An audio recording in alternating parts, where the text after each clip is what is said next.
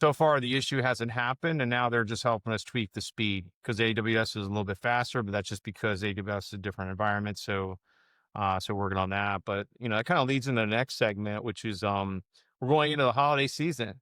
So I don't know about you, but I have a lot of B2B customers, like wholesale customers. So it's not as bad, but I've had in the past many B2C customers, and it's gotten better over the years, but it was like a nuts time from like October 1st all the way to literally the first week of January.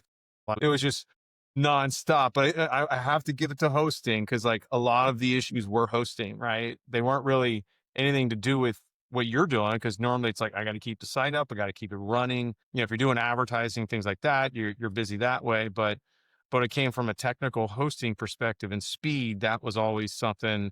And I feel now it's a lot more stable. I think hosting companies kind of said, "Hey, these are our peak moments here," and they got it together. What's your take on that? Yes, as far as the holidays go, I mean, this is definitely a time where you start winding down new features and deployments, unless it's like truly necessary. Yeah. Don't want to tinker with the platform too much because it is going to be the busiest time of the year. So you wanna capitalize on that time. But around this time of the year, we start telling our customers like, hey, e-commerce season is approaching. Unless you Yeah. definitely need something that you must have, I say let's hold off until Q1 of next year. Do you send out like notifications to your clients saying, "Hey, look, if you need anything coming up here, you guys got to, put your request in early, let us know." I think it's always a good habit to kind of get them in the mindset like, if I need anything done or I need something, we need to know not December 18th.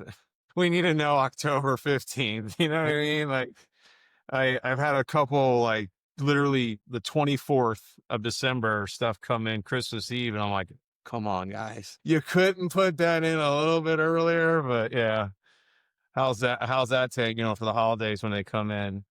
Especially It Cyber Monday. always happens. You always have one that comes in last minute, regardless of how many newsletters you send out. Or Yeah, true. it's mostly though about like our enterprise class customers, right? The ones that we're Yeah. constantly or active developing on.